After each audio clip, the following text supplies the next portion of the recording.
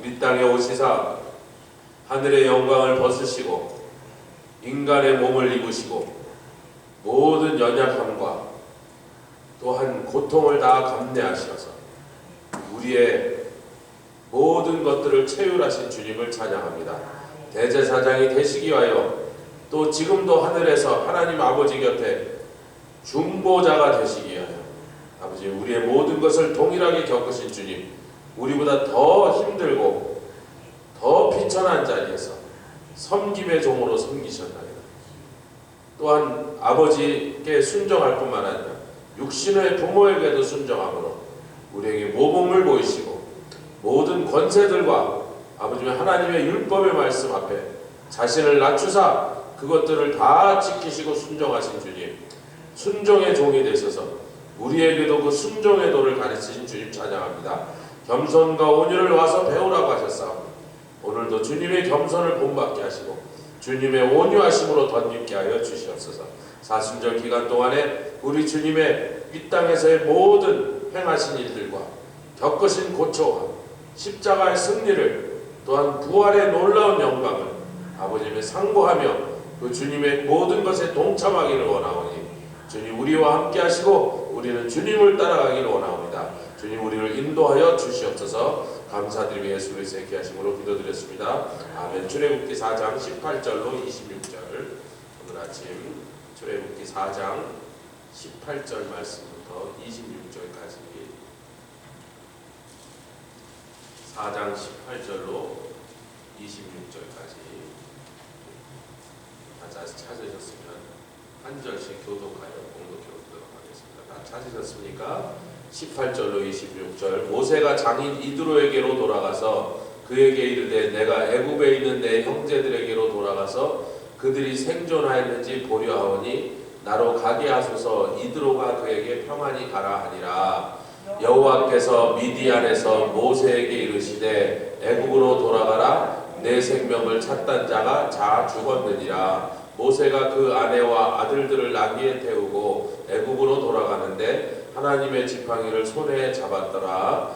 여호와께서 모세에게 이르시되 내가 애굽으로 돌아가거든 내가 내 손에 준 이적을 바로 앞에서 다 행하라. 그러나 내가 그의 마음을 강팍케 한즉 그가 백성을 놓지 아니하리니 너는 바로에게 이르기를 여호와의 말씀에 이스라엘은 내 아들 내 장자라. 내가 내게 이르기를 내 아들을 놓아서 나를 섬기게 하라 하여도 내가 놓기를 거절하니 내가 네 아들 내 장자를 죽이리라 하셨다 하라 하시니라. 여호와께서 그의 길의 숙소에서 모세를 만나사 그를 죽이려 하시는지라. 십보라가 차도를 취하여 그 아들의 양피를 베어 모세의 발 앞에 던지며 가로되 당신은 참으로 내게 피남편이로다 하니 26절 여호와께서 모세를 놓으시니라. 그때 십보라가 피남편이라 함은 할례를 인함이었더라. 아멘. 여기 보면 모세가 일단 시내산에서 하나님을 만난 그 상황에서 보니까 자기가 여기서 오랫동안 헤매고 있었으니까 가족들이 얼마나 걱정을 하고 있겠어요. 그래서 장인 집으로 돌아갑니다. 근데 가자마자 내가 내 애굽에 있는 내 형제들에게 그들이 생존하였는지 보려고 하니까 40년 만에 한번 애굽에 가겠다니까 이드로가 평안히 가라는데 여기서 이드로라는 이름이요. 이 사람의 이름이 두 가지 다른 이름이냐. 출애굽기 2장 18절에 보면 모세의 장인의 이름이 르우엘이라고 이렇게 이미 나왔고 출애굽기 2장 10 민수기 10장 29절에도 모세의 장인 미디안 제사장 르우엘이라고 또 그의 이름을 르우엘이라고 소개합니다. 르우엘은 하나님의 친구다 그런 뜻이에요. 할렐루야. 이드로라는 말은 His Excellency, 굉장히 높은 지위에 있는 사람이라는. 그래서 우리가 볼 때 르우엘은 이름이고 이드로라는 것은 이름이라기보다는 그가 그 부족 내에서의 족장으로서의 위치, 또 제사장이라 불렀습니다. 그래서 그 미디안이 누구냐면 미디안 족속이 바로 아브라함의 후처 그두라의 아들이 미디안입니다. 그들도 아브라함의 자손이라. 비록 나중에는 이제 서로 족속과 족속끼리 점점 멀어지다가 전쟁까지 붙고 그랬지만 그들이 아브라함의 자손이니까 그들이 아브라함의 신앙을 물려받아서 지금 뭐 한 400년밖에 안 됐으니까 아직까지 그 조상 아브라함이 섬기던 하나님을 섬기는 나름대로 이스라엘 사람과 조금 그 모습이 변형돼 있었다 하지만 하나님을 섬기는 그 신앙이 남아있었다. 우리가 그렇게 보는 것입니다. 그래서 그는 미디안의 족장 중에 한 사람이었고 제사장이었고 그래서 그의 이름은 루엘이라는 게 분명이고 이드로라고 하는 것은 그 족속 내에서의 그 위치가 높기 때문에 그를 높여주는 어떤 그런 호칭과 같은 것이 아니었겠는가. 우리가 그렇게 생각합니다. 할렐루야. 하여튼 그 이드로가 그렇게 말합니다. 그래 가라 그러면 평안히 가라. 하나님께서 모세에게 야 너의 생명을 찾던 자 네가 했던 일을 알고 너를 그래서 죽이려고 했던 그 바로와 그때 당시 사람들 다 죽었으니까 그렇죠. 한 80년 살고 나니까 뭐 웬만한 동시대 사람들 다 죽었죠. 이집트의 왕릉에서 나온 미이라들을 조사해보니까 나이가 30대가 많아요. 그때 당시에는 이게 중병에 걸린 걸 치료할 수 있는 그런 의학적 기술이 별로 없기 때문에 큰 병 걸리면 죽었다고 해요. 아니 우리도 60년대 70년 심장병 걸리면 다 죽었어요. 지금은 웬만큼 병원에 조금만 빨리 도착시키면 거의 99% 살려낸다. 뭐 70년대 80년대 암도 거의 죽었어요. 지금도 뭐 너무 늦게 발견하지 않으면 대부분 살려낸다. 그러니까 인생에 한두 번 그렇게 살려내니까 그 다음에 또 10년 20년 더 사는 건데 모세 당시 사람들이 거의 다 죽었고 하나님께서 말씀하셨고 걱정하지 말고 가라. 근데 가는 애국으로 출발한 모세의 손에 하나님의 지팡이가 들렸대. 아, 이게 어제까지 누구 지팡이였어요? 모세의 지팡이였어요. 그 지팡이가 다른 지팡이를 주신 게 아니라 늘 들고 다니던 지팡이인데 왜 어저께 우리가 강조하던 하나님께서 저를 못 가겠습니다. 제가 뭔데? 그랬더니 내가 너와 함께하리라. 아멘.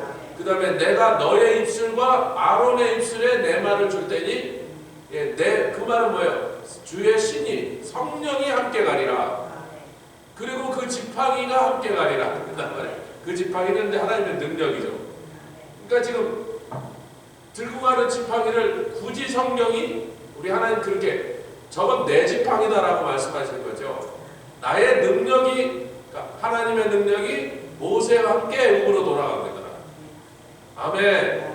나중에 또 막 홍해 앞에서 막 뒤에서 막 애국의 병거들이 막 달려 내려오고 홍해를 가로막고 있으니까 모세가 막 아이고 하나님 어떡합니까 소리지가 너는 왜 소리 지르냐? 물론 성경에 바보야 그렇지만 바보야 네 손에 뭐가 들려있다고? 하나님의 지팡이 하나님의 능력이 지금 너와 함께 있는데 왜 소리를 지르고 앉아있어? 빨리 홍해를 향하여 지팡이를 내밀어라. 아멘. 그러니까 능력을 받고도 요즘도 사실 성도들 중에요 성령과 함께 강력한 능력과 권세 은사들을 받고도 그걸 써야 되는 줄 모르고 그냥 평생 지팡이만 들고 다니다 끝나는 사람들이 많아요 사실요. 은사는 씁시다. 쓰면 자꾸 더 개발되고 쓰면 쓸수록 더 강력해지고 잘 쓸 수 있게 되는 거예요. 아무리 좋은 무기도 그 무기를 다루는 법을 모르고 제대로 사용할 줄 모르면 그 뭐 막대기 들고 다니는 거예요. 옆에 계신 분들 우리 손에 들린 건 강력한 무기입니다. 그 모르고 사. 하여튼 지팡이를 들고 갔습니다. 근데 이제 가면서 그냥 가지 않고 드디어 미디안에서 얻은 아내 십보라와 그 사이에서 난 두 아들을 데리고 갑니다. 여러분 출애굽기 18장에 보면 그 두 아들의 이름이 분명하게 나오죠. 18장 1절, 2절, 3절, 4절까지네요. 한 절씩 있죠. 18장 1, 2, 3, 4절 모세의 장인 미디안 제사장 이드로가 하나님이 모세에게와 자기 백성 이스라엘에게 하신 일 곧 여호와께서 이스라엘을 애굽에서 인도하여 내신 모든 일을 들으니라. 모세의 장인 이드로가 모세가 돌려보냈던 그의 아내 18장 2절입니다. 그의 아내 십보라와 그 두 아들을 데렸으니 그 하나의 이름은 게르솜이라. 이는 모세가 이르기를 내가 이방에서 객이 되었다며 4절 하나의 이름은 엘리에셀이라 이는 내 아버지 하나님이 나를 도우사 바로의 칼에서 구원하셨다 하더라. 요거는 물론 출애굽 사건이 끝난 다음에 이제 광야를 가다 보니까 미디안 족속이 살고 있는 광야 근처로 지나가게 되니까 그의 장인이 그 소식을 듣고 나와보니까 막 200만 명을 거느리고 지금 막 엄청난 히브리 사람들이 군대가 돼서 광야를 행진하는데 모세한테 찾아온 장면입니다. 그 뒤에 보면 이제 모세가 재판하느라고 하루 종일 땡볕에 서갖고 또 그 백성들이 고난받는 거, 아이고 이 사람아 참 답답한 사람아 어쩌다가 당신이 그 잡다한 일까지 다 재판을 하는가 그러면서 그 이드로의 말을 듣고 이제 50부장 100부장 이렇게 이스라엘의 그 벌써 족장으로서의 그 경험을 모세에게 코치를 해주는 장면이 18장에 나오는데, 어찌됐든 자 당신의 아내와 두 아들을 나한테 왜 돌려보냈어요? 모세가 두 아들과 아내를 끌고 애굽으로 가는데, 애굽에 가서 모세는 이제 백성의 지도자 혹은 구원자로서 하나님의 언약의 말씀을 하나님 지키시사, 아멘, 하나님의 언약을 아브라함과 맺은 언약을 기억하사 그 430년이 지금 다 채워져 가고 있으니까 이제 그 언약대로 이 백성이 이제 바로의 손에서 노임받아 이곳에서 나갈 거다라고 그 말을 전하러 가는데, 그 언약의 핵심 중에 하나가 뭐예요? 그건 창세기 18장에 나오신 언약이고, 창세기 17장에 그 전에 너와 아브람과 너의 집에서 남자 모든 남자 자식뿐만 아니라 이스마엘뿐만 아니라 이 집에 있는 모든 남자는 다 할례를 받고 영원히 너희의 자손들은 할례를 받으라 명령하셨어요. 모세는 할례를 받았나 봐. 모세의 두 아들이 있었습니다. 첫째 아들은 게르솜이고, 그 게르솜은 이방에서 내가 나그네가 객이 되었다 그런 뜻입니다. 그 게르솜의 원풀이는 가라사라는 단어는 이방인인데 특히 쫓겨난 이방인이다. 내가 원래 있던 곳에 살지 못하고 도망 나왔다 그런 뜻입니다. 그래서 거기서 내가 이방에서 객이 되었다. 그게 그냥 문자 그대로 게르솜이라는 이름 뜻을 그대로 옮긴 거예요. 그의 둘째 아들은 엘리에셀, 하나님이 나를 도우셨다. God is my help 이런 뜻입니다. 할렐루야.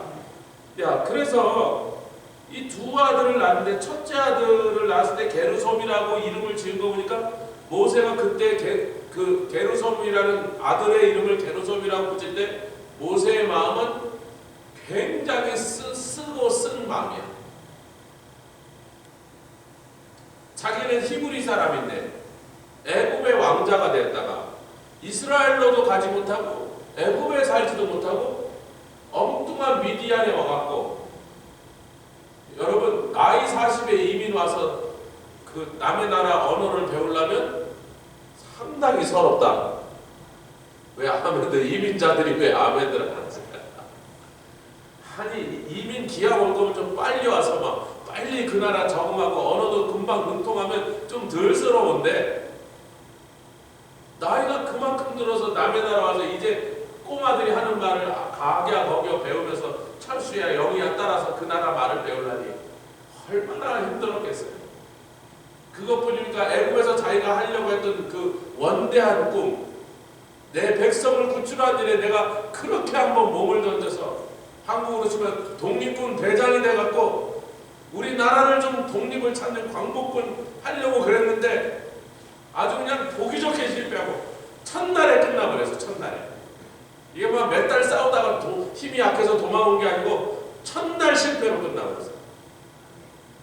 야, 그 참 안타까움, 그 억울함과, 그러고 나서 도망와서 도망자의 신세로 여기 와서 장인한테 빌붙어갖고 장인의 양이나 치면서 한 번도 해보지 않는 양치는 일을 배워가면서, 구사리 좀 먹었겠죠? 뭐 양을 쳐본 적이 있어야지. 양치는 걸 한 번도 안 해본 사람이 그걸 하려니까 뭐 얼마나 실수를 많이 해서 잔소리를 들었겠냐 말이야. 아, 이 사람만 그렇게 하는 게 아니라 몇 번이나 보여줘도 왜 이렇게 못하는가 뭐 이러단 말이야. 양털을 제대로 깎았겠어요? 뭐 젖을 제대로 짰겠어요? 여러분들 젖 짜는 거 저도 이렇게 가끔 보니까요, 연예인들이 처음 가서 뭐 무슨 그런 체험한다고 하다가 젖 짜다 이러면 안 짜져요. 여러분. 요령이 있어야지 되는데 막 젖이 딴 데로 튀고 막 세게 누르면 안 나오고 막 짐승이 아프다고. 그러니까 모세 그때 당시에 그 심정. 근데 또 둘이서 같이 살다 보니까 그래도 아기가 나오네. 아들을 첫 아들을 낳았는데 기쁘고 그냥 그 축복의 마음이 넘쳐야 되는데 그때 모세의 심정이 얼마나 쓴지. 아들을 낳으면 뭐하냐 말이야. 제대로 보낼 좋은 학교가 있습니까? 여기서 얘가 뭐 앞으로 훌륭한 인물 되겠다고 뭐 여기서 뭐 양치고 있는 그 거기서 자라나서 미개한 뭐 원시인처럼 사는 이 동네에서 자기가 애굽의 왕국에서 받았던 그 교육과 그 누렸던 문화 수준을 생각하면 여기 지금 짐승처럼 사는 거야. 거기서 아들이 태어났으니 아들도 그렇게 살아야 되니. 아이고 우리의 신세가, 아이고 우리 꼬라지가 그렇게 붙인 이름이에요. 게르손. 그 이름을 통하여, 그 아들에게 붙여준 이름을 통하여 당시 모세의 심정과 그의 영적 상태를 우리가 들여다볼 수 있다. 근데 어느 날 세월이 좀 흘러갔고 그 미디안의 광야 생활에 적응하고 나름대로 또 자식이 생겼으니까 뭐 열심히 살아보려고 했을 거 아니에요. 아, 자식이 태어났으니 어떻게 하겠어. 뭐 마음을 잡고 모세가 여기저기 정을 못 붙이고 마음을 잡지 못하던 모세가 열심히 살아보려고 하면서 그래도 자기가 다 잃었지만 한 가지 버릴 수 없었던 건 뭐예요? 그래도 우리 조상의 하나님, 아멘, 아브라함의 하나님, 이삭의 하나님, 야곱의 하나님, 그것마저 버리면 자기는 죽어야 되는 거예요. 그러니까 아무것도 없는 자기가 붙잡을 거 하나라도 뭔가 생각하니까 그 하나님에 대한 그 신앙이 그래도 남아있었던 거예요. 아마 모세가 자살을 하지 않았으면 바위에서 그냥 콱 뛰어 죽어버리자, 내가 이렇게 살아서 뭐하는 거, 그러지 않았던 것은 그 하나님을 향한 그래도 그 기대, 그 간절한 마음, 바람이 그 모세를 그래도 붙잡고 있지 않았는가. 그래서 두 번째 자식이 날 때 모세의 심령이 변해 있었습니다. 하나님이 나의 도움이시다.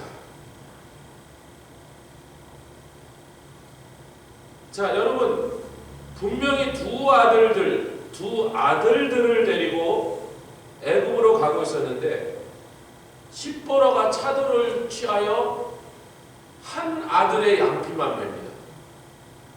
다시 말하면 모세는 할례 받았었고 게르솜이 할례를 받았든지 엘리에셀이 받았든지 둘 중에 하나들에게는 할례를 행했던 것입니다.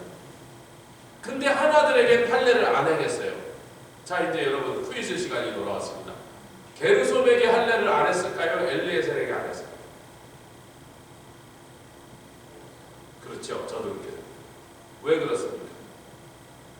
게르솜이 태어났을 때 모세의 신경이 끝까지 할례가 지금 뭔 상관이냐 말이야. 지금 미디안 족속처럼 살냐 그런 거예요. 뭐 어차피 이제 자기는 애굽으로 못 돌아가고 히브리 사람 구원이고 멀고 다 내동댕이 친 거야. 차라리 그냥 애굽의 왕자로 살 거야. 이렇게 될 바에야. 아니, 짐작을 하자면 모세 신경이 그랬을 거라고요. 그냥 어차피 히브리인들을 구원하는 일이 소용도 없고 저들도 원하지 않고 내가 그것을 하자고 했더니 아무도 나에게 동조하지 않았으니 내가 주제 넘은 짓을 했구나, 쓸데없는 일을 했구나, 그냥 애굽의 왕조로 잘 먹고 잘 살고 에이씨 뭐 이랬을 거란 말이죠. 제가 여러분 이제 느낌 바꿔보도록. 근데 아들이 태어나서 그냥 야 게르솜이나 해라, 하나도 지금 기쁘지도 않고 할례는 무슨 할례 생각도 안 한 거예요. 그 잊어먹고 살았던 거예요. 잊어먹고. 그런데 엘리에셀을 낳을 때는 모세의 심경이 변해 있었으니까 분명히 아들을 둘을 낳았는데 하나한테는 할례를 행하고 하나한테는 할례를 안 한 상태로 그냥 있었던 거예요. 뭐 아무 생각 안 하고 애굽으로 가고 있는데 여러분 그렇잖아요. 하나님께서 아브라함에게 하신 언약을 기억하사 지금 이 모든 일이 벌어지고 있는 건데 모세가 애굽으로 가고 있는 그 언약의 성취라는 차원에서 구원사적인 것과 언약사적인 것이 딱 만나는 지점. 자기가 애굽에 가서 바로에게 그렇게 말하는 거예요. 하나님 뭐라 그런다? 이스라엘은 내 장자다. 아멘. 야곱은 둘째 아들인데 야곱에게 이름을 주사 새 이름 이스라엘은 그건 장자 이름이에요. 아멘. 우리는 입양된 사람인데 장자의 축복을 받은 사람, 장자의 권세를 받은 사람이에요. 장자의 유업이 저희들 거예요. 옆에 계세요. 우리는 장자입니다. 왜? 이스라엘이라는 이름을 받은 사람. 이스라엘은 내 장자다. 내가 만일 내 장자인 이스라엘을 놓아주기를 거부하고 그를 계속해서 노예로 붙잡으면서 학대하고 죽인다면 내가 너의 장자를 치리라.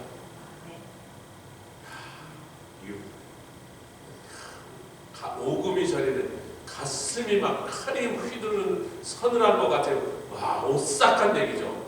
그리고 과연 10가지 재앙을 통해서 하나님 경고하셔도 끝내 강팍하여서 이스라엘을 보내길 거부했던 애굽의 장자들이 다 맞아 죽는 사건이 바로 6월절 사건입니다. 할렐루야. 그러니까 그렇게 하나님은 당신의 언약을 그렇게 시리어스하게 생각하시는 거예요. 그 언약의 성취를 전하러 가는 모세가 정작 자기 자식 중에 하나에게 그 언약의 또 다른 중요한 부분이 할례를 행치 않았다면 백성의 지도자로 말이 됩니까? 안 됩니까?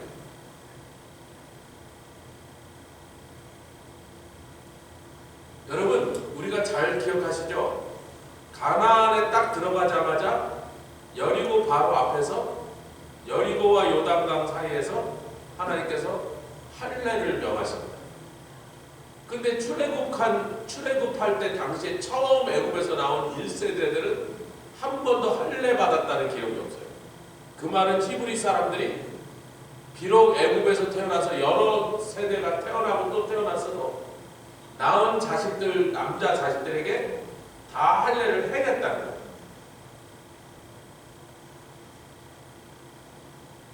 그들은 다 받았어요. 모세도 그래서 받았다는 거예요.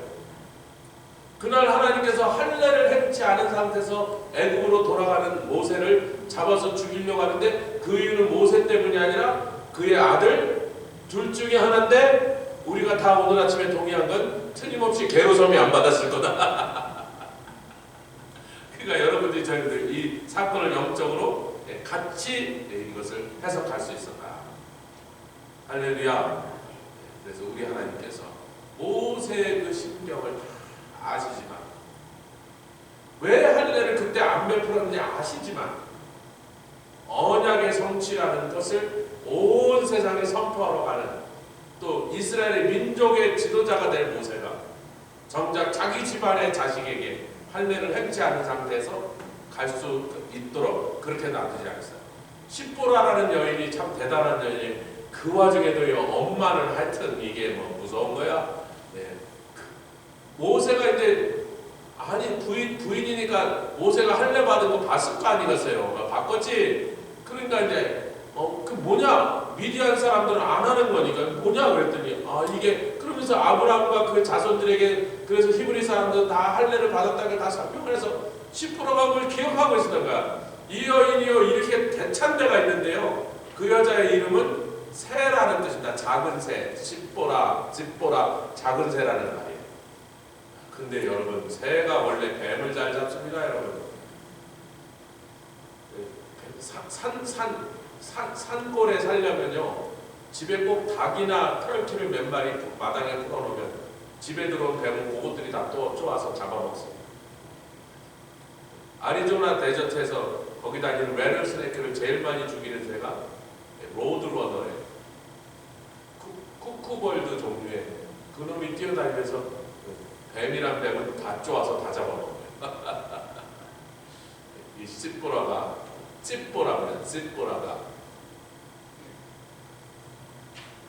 바로 양피를 들어서 게르솜에 할례를 해가고 그것을 모세에게 던져서 당신은 나의 피난편이다. 하여튼 이 인간 만나고 내가 막 고생만 하고 그래서 그 다음에 모세가 애굽으로 가다가 이 사건 이후로 십보라와 자기 두 아들들을 장인 집으로 돌려보내버렸어요. 그리고 그날 이후로 부부 사이가 좀 안 좋아서 나중에 그 구수여인을 취했는지 아니면 시부라가 그 전에 죽어버렸는지 그거는 성경학자들도 알 길이 없는 거예요. 성경을 밝히지 않고 있습니다. 다시 말하면 모세 집안의 사적인 사생활에 대해서는 성경이 관심을 가지고 기술하지 않았다. 오직 모세가 하나님이 원하시는 일을 이루시는 과정에서 어떻게 사용받고 그의 행적이 어땠는가만을 성경이 기록하고 있습니다. 그 집안 얘기는 이제 할 얘기가 없다. 우리 함께 오늘 기도하며 나가면서 하나님 앞에서 우리의 심경이 어떠냐에 따라서 그때마다 우리가 하나님의 뜻대로 행하지 않고 모세처럼 한마터면 그때 십보라의 그 빠른 동작이 없었더라면 아들 하나 죽일 뻔했다 말이죠. 그래서 우리가 하나님 앞에서 어떤 상태였든지 하나님의 말씀대로 행하는 것이 중요하다는 메시지가 이 사건 속에 있습니다. 함께 기도하도록 하겠습니다. 주님 감사합니다. 라바살라 카라라바리아바라 카라라바리아바라 카라라바 카라라바 니아 카라라바